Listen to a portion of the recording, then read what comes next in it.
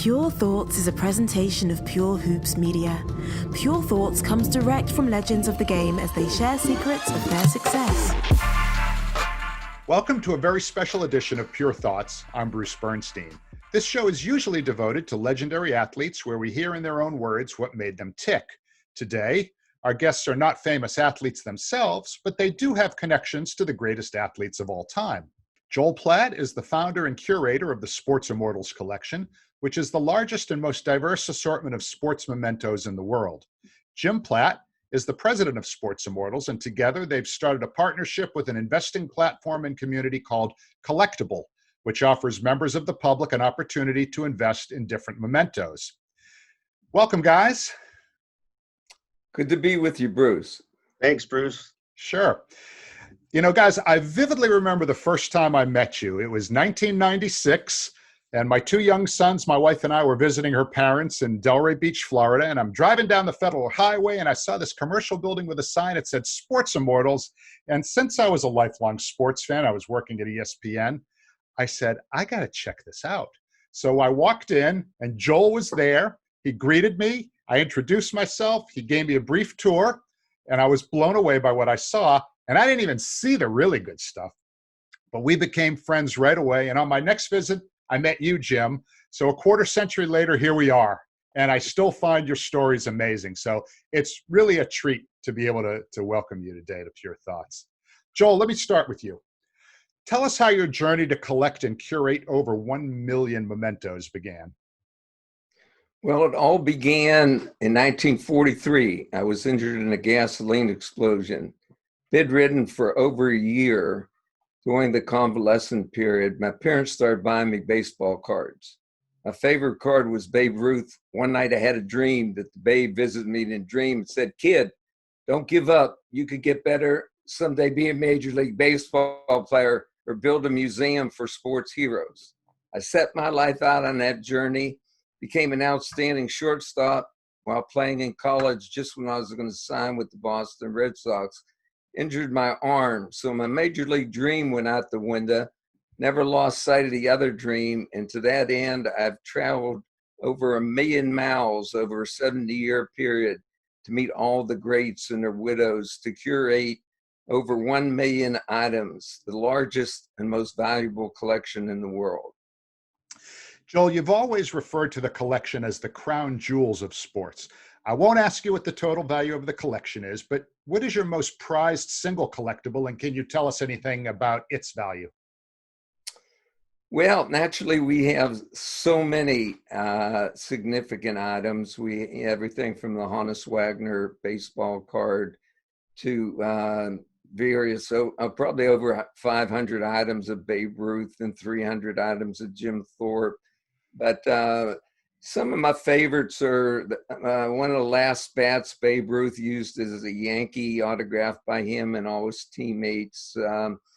Jim Thorpe's Indian clothes and his football jersey from the Carlisle Indians, and his Olympic album with letters from President Taft congratulating him on his Olympic victories in Stockholm, Sweden in 1912. He won the decathlon and pentathlon.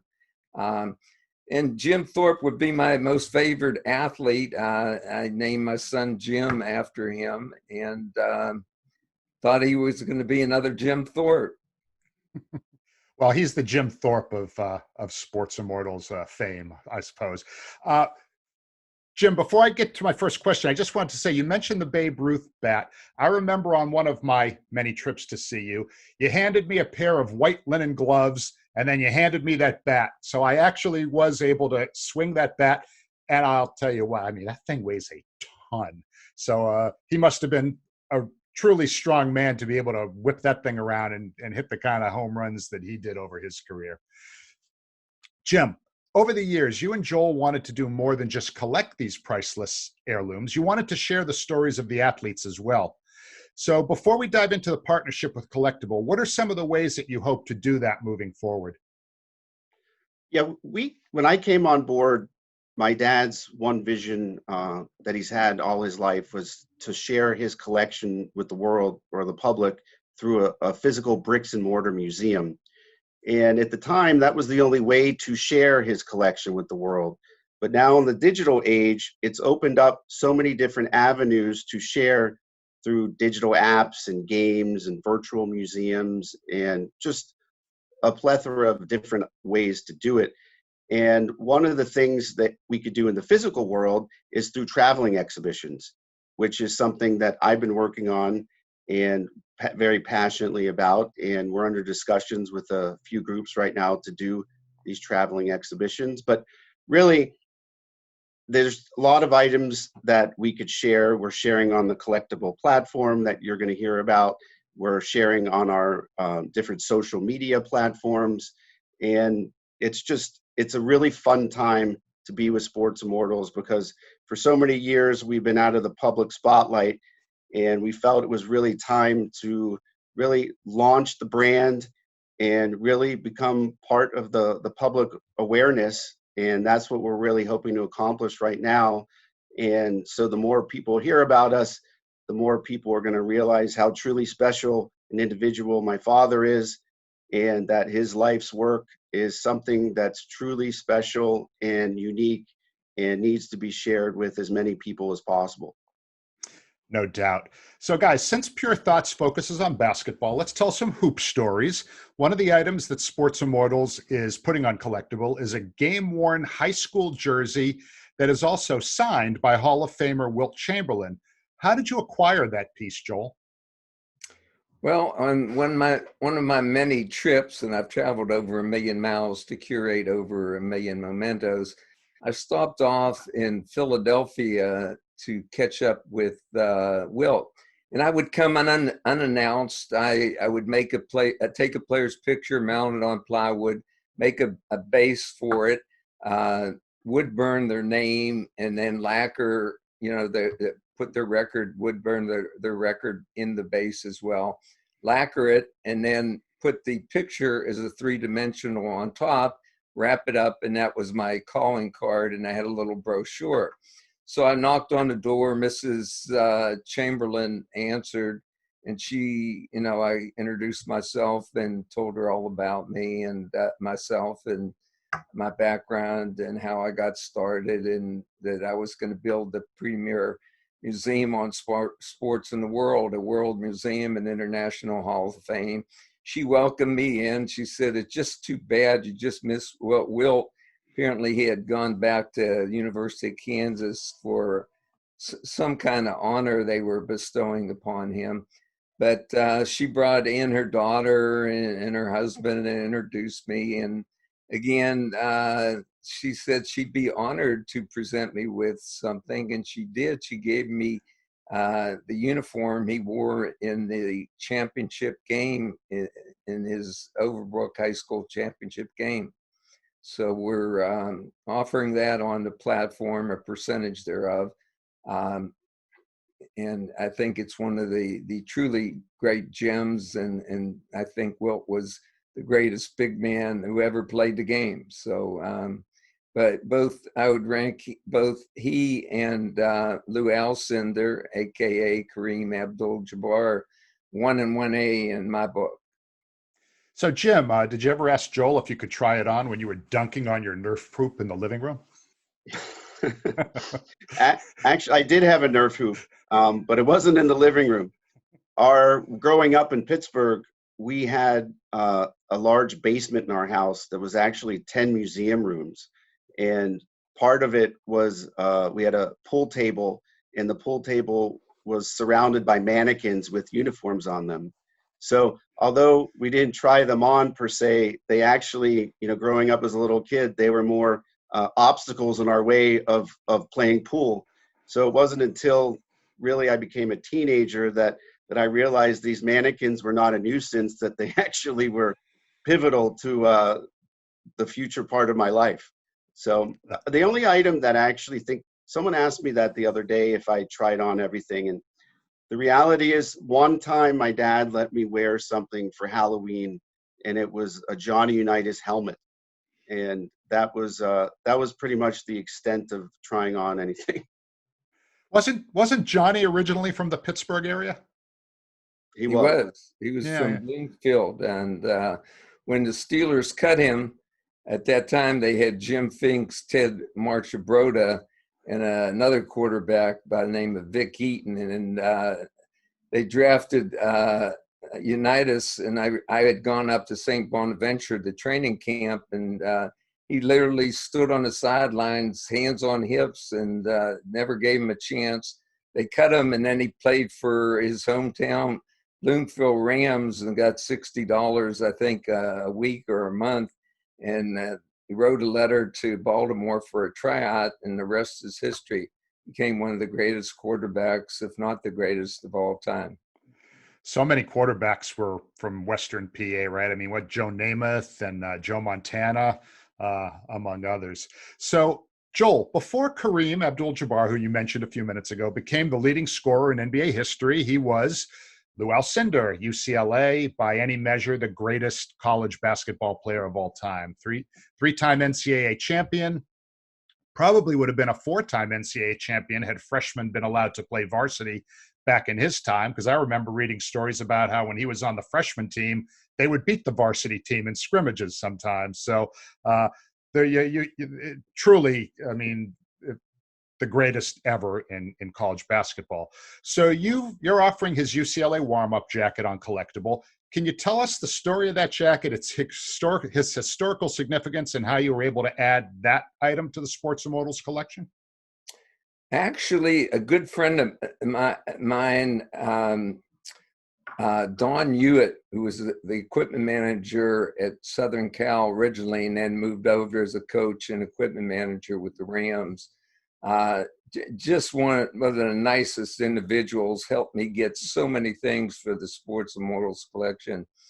And he telephoned me one day and he said that some of his colleagues at UCLA had the jacket that Lew Alcindor had worn in his '69 NCAA championship game when they UCLA defeated Purdue.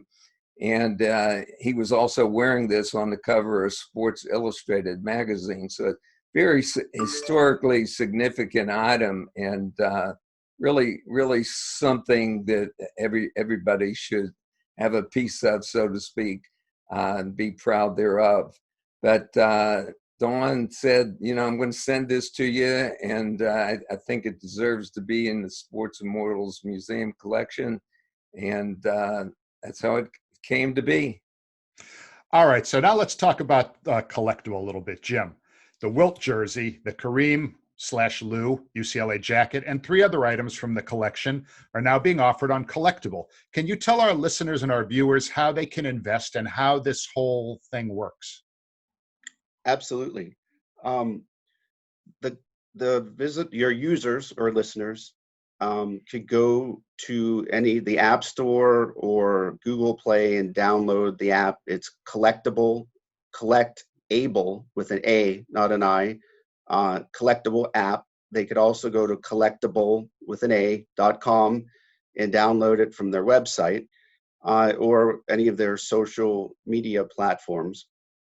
But what had happened was, as we were perusing different ideas on how to spread our content around and share it and preserve the memories and achievements of the greatest athletes of all time, there was a lot of different ideas thrown out there. But in the last 18 months, 3 different entities called me and said, we have this new opportunity, which is called fractionalization.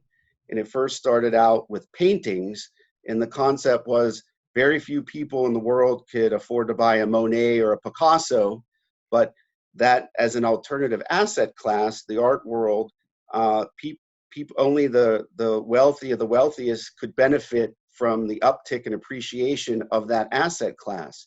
So if they allowed people to invest in a painting as if it were a stock by dividing it into shares, a lot of people from various income brackets could benefit from the appreciation that only a few were able to benefit from.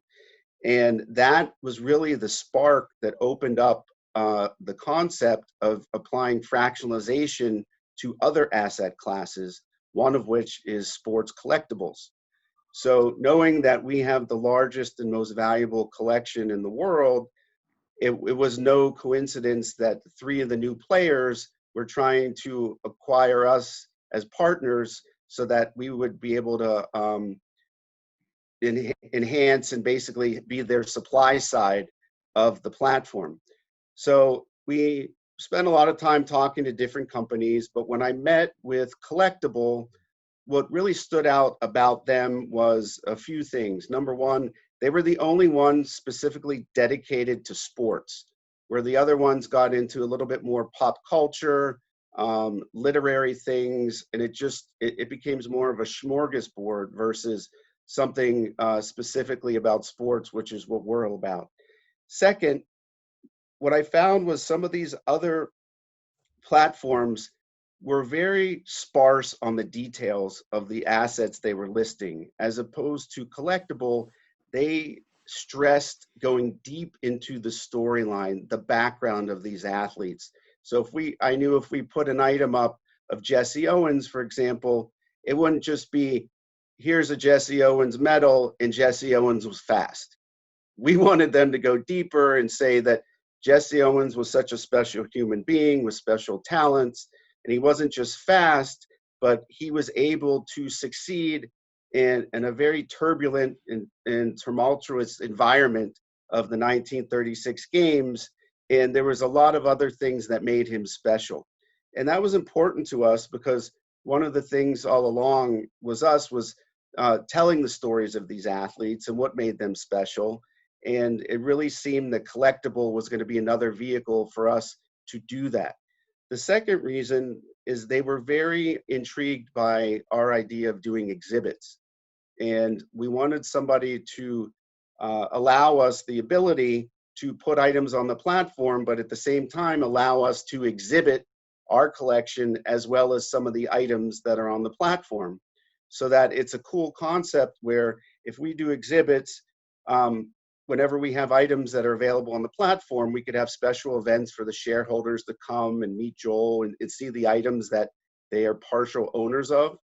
And one thing that could happen in the near future is that people could see our exhibits, fall in love with an item, and actually be able to purchase a share of it right there and then on the spot. So it was the storytelling, it was the exhibits, and the final thing was we really liked the fact that they had a very strong marketing group, and a lot of their vision was aligned with ours. And we felt that together we were much stronger. And as we're starting to launch our Sports Immortals brand, we thought that this was a good catalyst to help us do it and get out of the gate. So Jim, let's say I wanted to invest $1,000, let's say on the Collectible app. How do I track my investments and how do I see what the appreciation is on my investment? Well, first there's what's called an IPO, an initial product offering. And there's a limited amount of shares at a certain price. So every Thursday so far has been the day that we launch a Sports Immortals offering at 1 p.m., which is going to be usually the way it's going to be. And at that moment, whoever has the app could purchase shares at that moment. From that time, 90 days, there's a holding period. And then after 90 days, there's going to be a secondary marketplace open up where there's people could trade shares, a bid and an ask, just like the stock markets do. And at that point, you'll be able to see if there's a demand for your item and there's appreciation, or if there is not. But a lot of times, there's other external factors that affect the appreciation or depreciation, as it may be. But more than likely, the items that we're putting on there, we hope are historically significant enough that there'll be a large demand for those. And also a lot of times athletes, for example, unfortunately, Gail Sayers recently passed, but it's known in terms of monetary position. When an athlete passes, usually their memorabilia does tend to appreciate and go up. So, Joel, three other items that you're putting up on Collectible are a Muhammad Ali championship belt, a Jackie Robinson signed bat with his statistics stenciled on it, and a Johnny Unitas jersey. Why did you choose those items along with the basketball pieces? Well, that was a difficult decision, but Muhammad Ali in my travels, I thought was just the greatest human being that I had ever met. Every time I met him, it was a monumental experience. And if we have time, I'll go into a few of the stories. But we put up his championship belt, and again, that we only fractionalized 25% for the public, and it sold out within 25 hours on a Jackie Robinson bat. For historical reasons, we all know the story of Jackie breaking the colored barrier and being the first Negro in the major leagues. So it was really something that we felt the public should have an opportunity. And that's the shears on the bat sold out within 24 minutes. So, there's a strong demand. This is kind of a revolutionary concept where a person is using it as not both as an enjoyable collectible and being part of history and part of something special, but investing in something that is showing a history of appreciation. So for the most part, it's really turned into a great opportunity. So, Joel, Kareem and Ali were both household names and sports icons before they changed their names from Cassius Clay and Lew Alcindor. Is the value of their pre-name change memorabilia affected in any way by the fact that they changed their names in the prime of their careers? I would say no. I think people really base it on their achievements per se. You're always going to get some segment of the population that might, no matter what you're doing. I've learned, in my experience, my many years on Earth, that no matter what you do, you always have your dissenters and you have your people that approve, and then you have the 50% in the middle that really don't have any kind of opinion on the subject. So we were building a children's hospital down the street, for example. There'd be 25% of the people yelling, "We don't want it here." There'd be 25% thinking it was the greatest thing on earth, and in the middle, 50% could care less. They build it, yes. If they don't, that's okay too. So I think the answer is, you'll find a few dissenters, but for the most part, they believed in what they were doing, and it's everyone's prerogative to choose what religion they believe in, and Kareem especially is a very, very intelligent individual, and strongly believes in his convictions. I wanted to add specifically to the answer to your question in terms of value, is it isn't so much that when they changed their name, whether it was during the pinnacle of their careers or not. It what happens is, in the collecting world, historically, the older the items are, the more valuable they are. So, for example, Lew Alcindor, when he graduated, anything from the UCLA days or his first couple years on the Milwaukee Bucks, are more valuable than anything that he wore after the name change, not because of the name change, but just because of the sequence of history, right? And similarly, the same thing with Muhammad Ali. The Cassius Clay items that are older, during the late 50s, early 60s, tend to carry more value than some of the later in his career items. And I might add also, Bruce, Yep, that the value is also because of the scarcity, because their earlier names and their achievements were very early, later in date, and are much more scarce and valuable. Understood. All right. So, Jim, do the athletes who put items on Collectible, not necessarily the items that Sports Immortals is putting up, but let's say any active athletes who might be putting some of their, or at least living athletes. I know Emmett Smith is involved in this somehow. How do the athletes who put their own items up on Collectible, do they benefit in any particular way?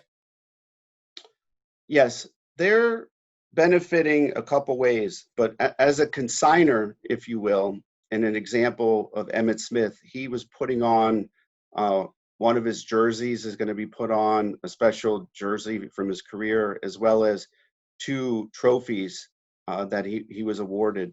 It allows the athletes to not have to lose possession of the items. A lot of times athletes, whether they want to cash in or get liquidity for their families, right now the only way for them to do that is to sell 100% of the item through an auction house. What Collectible allows these athletes to do is maintain their trophies on their mantle, but at the same time sell up to 49% of it and get liquidity that way, and never have to part with the item, and that they could stay in their family in perpetuity. So there's that, as well as Collectible has different opportunities for them to participate with their user base, whether it's through meet and greets, and unfortunately during COVID that's not possible, but there's through Zoom meetings with their fans. There's different ways that they can communicate between communication between the athlete and their fans. So it bridges the gap between those two.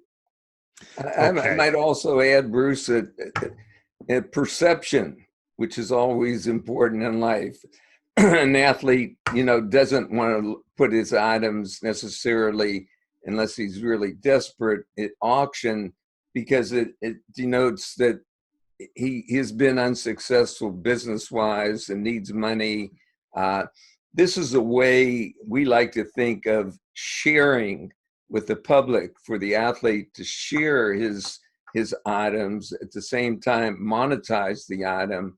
And as Jim astutely pointed out, they get to keep the item as well. So, as long as you keep a minority interest, which Sports Immortals does as well, so we don't give up the item, we maintain it, and we have it for our planned projects, which include our World Museum and International Hall of Fame, the Sports Immortals Experience, which is the hybrid of our big attraction, as well as our whole branded endeavors, traveling exhibitions and product merchandise development, etc. Bruce, I'm sorry, just want to add something. Sure, go ahead. What differentiates some of the items that other consigners are putting on other platforms or even Collectible is that whenever we put a Sports Immortals item on the platform, the upside for the shareholders obviously is the potential for appreciation, but also if Sports Immortals were to utilize that particular asset in one of our planned projects, like a traveling exhibition, if we were to get any license fees for use of that. So if we share or sell 49% of an item and we end up getting a licensing fee of $100 for that item, $49 of that 100 will go out to the other shareholders as a dividend. So there's a potential for them through the Sports Immortals items to benefit that way as well. Excellent. Okay. We got to tell a couple of quick stories here from Joel as we start to round third base and head for home to mix sports metaphors here. Joel, the greatest player in the early years of the NBA was 5-time champion George Mikan of the Lakers, who started out in Minneapolis before moving to Los Angeles in 1960. You have his game-worn uniform, but I think the story of how you got it is tremendous. Can you share that story? Sure. I was wondering for a couple weeks at the Harbor Island Spa in Florida, and I'm sitting around the pool, and I'm a 24/7 guy, so I'm always thinking. I'm saying to myself, boy, I really need something from Satchel Paige and George Mikan. So I leave the pool, I go up to my room, I call George Mikan in Minneapolis. He was an attorney as well. And I get him on the phone, and I said, George, listen, name's Joel Platt, tell him my story. And I said, I want to make a date and fly down and meet with you. So he gives me a date three weeks hence. And I scheduled my plane ticket. So I fly into Minneapolis, meet with George, spend a delightful day, and taped him and interviewed him and told him my story. And I said to him, George, growing up, who inspired you the most? And he said, well, Babe Ruth was his favorite athlete, and he had a chance to go to sit next to Babe Ruth, on the bench in one of the games. They never would forget that. And he said the greatest inspiration was his coach at DePaul. He said, when I got to DePaul, I would trip over the lines. I was so awkward. And Ray Myers, the coach, had really made him a great player that he was. So I said, George, like to get a memento of yours for the collection. So he goes into his utility room, brings out this garbage bag, and he said, Joel, here, take whatever you want. So I look in the garbage bag, and looks like I might have saved it from the refuge dump, but he had 4 uniforms, and he told me, take whatever you want. I wound up taking 3 uniforms, and I said, George, you should at least keep one for yourself. Jim, I got one final question for you, but before we do that, I gotta ask Joel. We're a basketball-oriented show. I can't let you go without asking you about your friendship with the late Maurice Lucas. Luke was one of the most feared competitors in NBA history, but those who knew him loved him very, very much. Tell us about your relationship with Big Luke. I got to know Big Luke. I had a big basketball court in my backyard. Used to bring up the best players to keep me in shape. And we became great friends in 12th grade. I loaned him my car to go to his senior prom. And he was like a son to me. And for love of me, I can't understand why he's not in the Hall of Fame. He was the premier power forward. I think he revolutionized the power forward position, but so articulate of a person. And his mother was a librarian, and his aunt was a teacher, and a very educated young man, and just a great individual, a great player. Got his start, at Marquette, left early, went to the ABA, and was an all-star, one of the all-time greats in the ABA. And Bill Walton and Bill Bradley both put an album together, called him the greatest Blazer of all time. And I just scratch my head that he's not in the NBA Hall of Fame. I remember going to the Greater Hartford Open golf tournament, probably a little over 20 years ago, and Luke was there playing in the Pro-Am.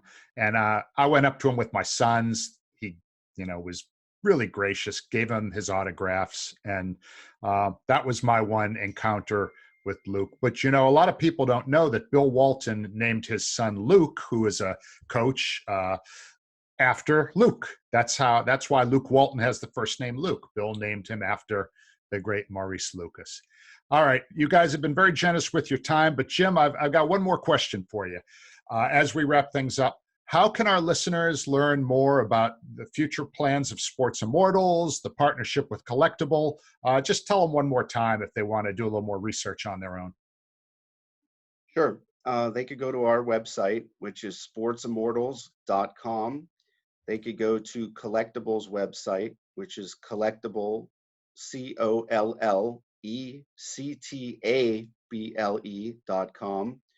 And they have a big social media platform, as well as Sports Immortals is available on Instagram, Twitter, and Facebook as well. I also might add, Bruce, we have our book, Sports Immortals, Stories of Inspiration and Achievement, which chronicles my million-mile journey to meet all the greats with pictures of all the historical items that have been bestowed upon me. It was written by my son, Jim. I'm very proud of him and the great work. I think it's one of the greatest books of all time. We've sold over 150,000 copies. I am a very, very proud owner of that book. I believe it is autographed by both of you, which I greatly appreciate. It's one of my treasured books in my bookshelf behind me, which you can't see. Guys, thanks to both of you for sharing your pure thoughts about the amazing Sports Immortals collection and your partnership with Collectible. Thank you very much. Thank you, Bruce. Been a pleasure being with you. Thanks to our guests, Joel and Jim Platt of Sports Immortals, for joining us on Pure Thoughts. We look forward to seeing how their mission to help fans own a piece of the crown jewels of sports continues into the future. Until next time, I'm Bruce Bernstein. Pure Thoughts is a presentation of Pure Hoops Media.